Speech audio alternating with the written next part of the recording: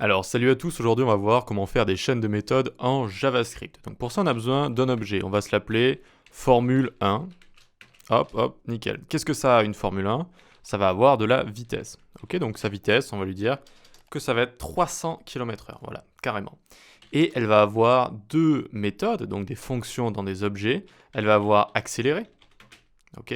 Et quand on crée une méthode directement dans un objet, on peut faire, hop, ceci, ça nous crée directement une fonction, au lieu de faire deux points, fonction comme ça, tac, tac, tac, nickel. Et donc, qu'est-ce que ça va faire? Ça va prendre 10 points vitesse ici, 10 points vitesse, et ça va faire, donc accélérer, plus c'est égal 100 comme ça, plus c'est égal 100. Ensuite, on va le loguer pour voir si ça s'est bien effectué. Et on va avoir également décélérer. Alors, décélérer, j'espère que ça s'écrit bien comme ça, sans les accents évidemment. Donc on met la petite virgule ici, hop, et on va faire la même chose, mais donc on va décélérer. On va carrément perdre 100 km/h d'un coup. Ça risque d'être assez brutal. Donc ici, voyons voir si ça fonctionne. Je vais tout simplement me faire formule 1, point accéléré, hop. Je suis bien à 400 et je viens en dessous et je vais me faire la même chose ici.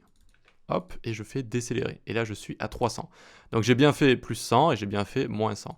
Plus c'est égal, c'est un raccourci évidemment. C'est comme si j'avais écrit 10 points vitesse est égal 10 vitesse plus 100. Voilà, donc ça sert de raccourci. Et donc la même chose ici avec moins est égal. Et ce qu'il y a de sympa quand on a des méthodes comme ça dans un objet, eh bien c'est qu'on va pouvoir en faire des chaînes.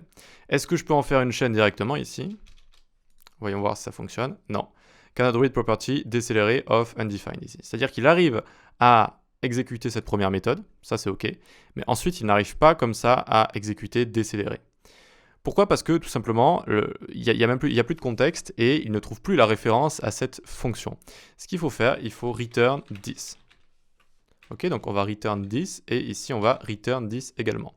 Et là, ça a fonctionné. Vous voyez que ça a fonctionné, j'ai réussi à les coller comme ça. Et là, je peux les coller à l'infini, c'est-à-dire que je fais ça par exemple, tac, tac, hop. Donc bref, j'en colle une et je fais maj alt flèche du bas et je décélère comme ça plein de fois. Et vous voyez que là, je suis à moins 2100 km/h comme ça. Ok, donc dans la vraie vie, il faudrait mettre un cap peut-être une fois qu'on arrive à 0. Mais sinon, vous voyez que je peux comme ça faire une chaîne à l'infini. Mais alors, comment ça fonctionne et pourquoi j'ai accès maintenant à cette méthode-là?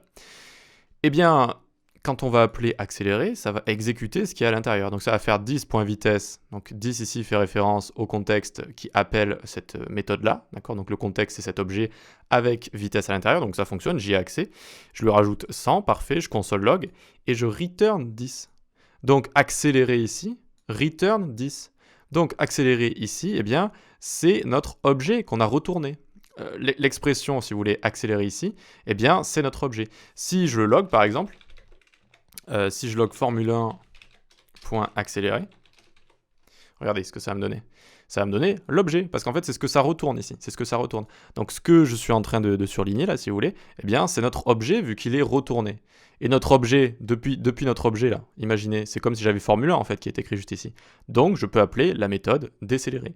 Et vu que décélérer, je lui ai fait retourne 10 également, ben, après, je peux accélérer, par exemple. Ou je peux rappeler décélérer, ou je peux rappeler ça autant que je veux.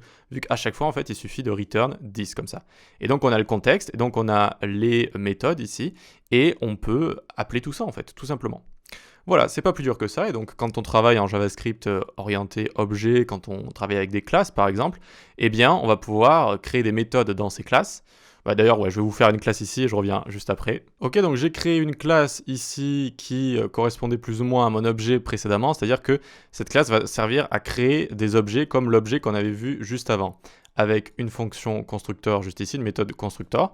Donc on instancie comme ça une future propriété aux objets qui vont être créés avec cette classe. Et ensuite, j'ai tout simplement copié-collé les méthodes que j'ai rajoutées ici, méthodes qui seront ajoutées en tant que propriété à l'objet ou aux objets qu'on va créer avec cette classe. Donc par exemple ici, je fais const Ferrari est égal new formule 1 et on va mettre la vitesse à 300. Vitesse que je remplis ici, qui correspond à 10 points vitesse égale vitesse, d'accord? Donc je peux créer des propriétés comme ça, c'est lié.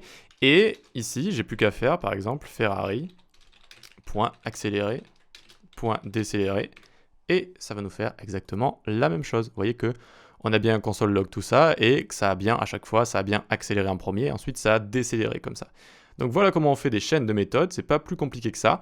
Il faut surtout retourner 10 ici pour avoir accès à l'objet ici, et donc à ces méthodes, et pour pouvoir envoyer une autre méthode. Et si on a envie de pouvoir faire des chaînes de méthodes, il faut qu'à chaque fois, toutes les méthodes retournent 10 comme ça. Voilà, like, partage, abonne-toi, et à la prochaine. Ciao.